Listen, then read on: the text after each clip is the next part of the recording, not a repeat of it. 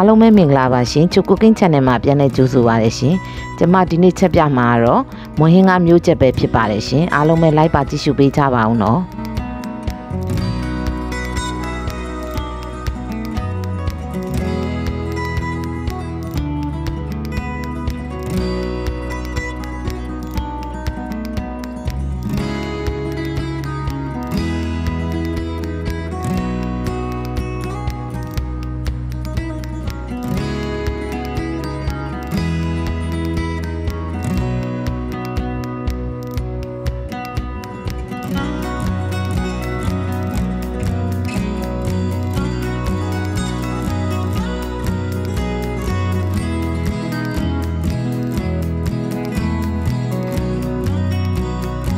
โอเคအရင်ဆုံးကျမတို့အိုးရဲပေါ့နော်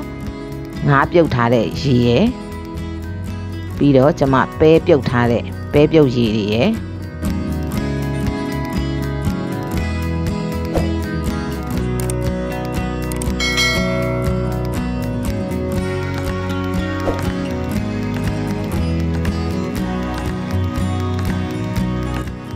ပြီးရင်တော့ကျမ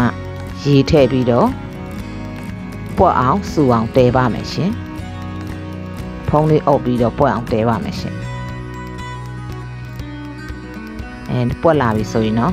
ကျမတို့ဖွင့်ပြီးတော့ငွေပေးရပါမယ်ရှင်ပြီးသွားရင်တော့ကျမဒီရေစိမ်ထားတဲ့ပေါ့နော်စံမှုတ်တွေထည့်ပါမယ်ရှင်စံမှုတ်ကိုတော့ကျမတို့ရေကိုကြိုပြီးစိမ်ထားရပါတယ်ရှင်ဘာလို့စံမှုတ်ပွက်အောင်ပေါ့နော်ကြိုပြီးတော့စိမ်ရပါတယ်ရှင်အဲဒီစံမှုတ်တွေကိုကျမတို့ခုထည့်ပါတယ်ရှင်ပြီးရင်တော့တေချာလေးမှွေပေးရပါမယ်ရှင်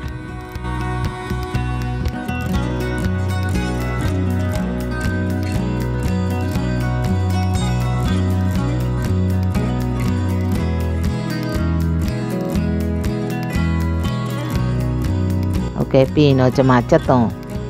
နီဥလေးတွေပေါ့နော်တခါလေးထည့်ပြီးတော့ချက်ပါတယ်ရှင်ဘာလို့ဆိုတော့နည်းနည်းလေးနူးအောင်ပေါ့နော်အရန်ပွက်လာတဲ့ခါမှာနူးအောင်လို့ကျွန်မအရင်ဆုံးထည့်ပြီးတော့တဲပါတယ်ရှင်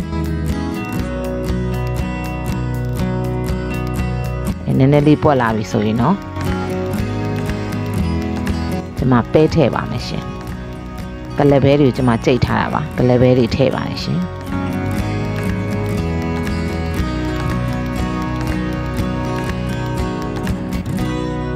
တချို့ကြတော့လဲပေါ့နော်ပဲအကြက်မှုန့်နဲ့ထည့်ကြတယ်ရှင်ဒါမဲ့အဲ့ဒါကြောင့်နည်းနည်းလေးချွဲတယ်ပေါ့နော်မဟင်းကားဟင်းရည်ကိုကလပဲပြုတ်ပြီးတော့ထည့်နိုင်တော့အကောင်းဆုံးပါရှင်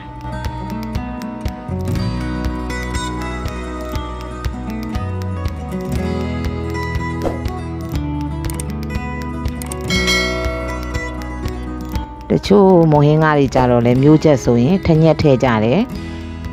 ပြီးမြင့်ငက်ပြီးတချို့ထည့်ချက်ပါတယ်ရှင်ကျမကတော့အဲ့လိုမျိုးထည့်ရင်မကြိုက်ဘူးเนาะအဲ့အတွက်ကျမမထည့်ပါဘူးရှင်ပြီးရင်တော့ကျမငါမှွေထည့်ပါတယ်ရှင်ငါမှွေတော့မနေ့ကကျမဗီဒီယိုလေးမှာပြထားတဲ့အတိုင်းပေါ့နော်အဲ့ဒီငါမှွေလေးတွေကျမထည့်ပါတယ်ရှင်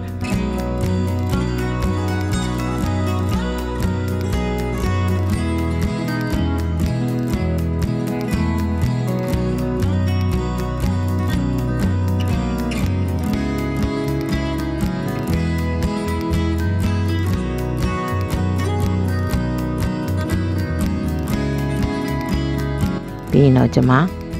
ပွက်အောင်တဲပါမယ်ရှင်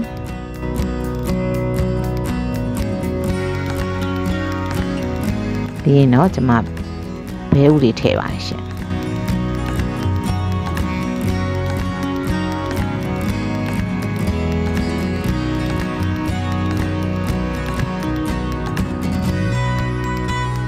ရတာအတွက်ကျမအချိုးမှုတ်ထည့်ပါတယ်ရှင်ငရုတ်ကောင်းမှုတ်ထည့်ပါတယ်ရှင်ငပြာရည်ရတော့လိုအိုက်တော့ထပ်ထည့်ပေါ့နော်မလိုရင်တော့လည်းမထည့်ရပါဘူးဘာလို့ဆိုတော့ကျမတို့ငါးပြုတ်တဲ့ထဲမှာငပြာရည်ပါတဲ့အတွက်လိုအိုက်တော့ထပ်ထည့်ရပါတယ်ရှင်မလိုရင်တော့မထည့်ရပါဘူးနော်ကျမအရသာမြည်ကြည့်ပါမယ်ရှင်အရသာပေါ်တဲ့အတွက်ကျမငပြာရည်ထပ်ထည့်ပါတယ်ရှင်မွေးငါချက်ရမှာငပြာရည်ကောင်းဖို့တော့လိုပါတယ်ရှင်ငပြာရည်ကောင်းမှသာမွေးငါရဲ့အရသာပိုပြီးကောင်းမှာပါနော်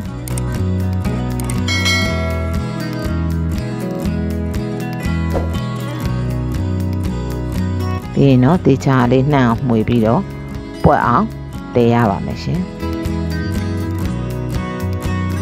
အခုဆိုရင်တော့အရသာကောင်းမွန်နဲ့မွန်ဟင်းကမျိုးချက်လေးရပါပြီရှင်ဟုတ်ကဲ့အခုလိုကျမရဲ့ဗီဒီယိုလေးကိုအဆုံးထိပြီးအောင်ကြည့်ရှုပေးတဲ့တယောက်ချင်းစီတိုင်းကိုအထူးပဲကျေးဇူးတင်ရှိပါတယ်ရှင်ကျမရဲ့ဗီဒီယိုလေးကိုကြည့်ရှုခြင်းနဲ့ဆိုရင်တော့ like and subscribe လေးလုပ်ပြီးတော့အားပေးခဲ့ကြပါအောင်နော်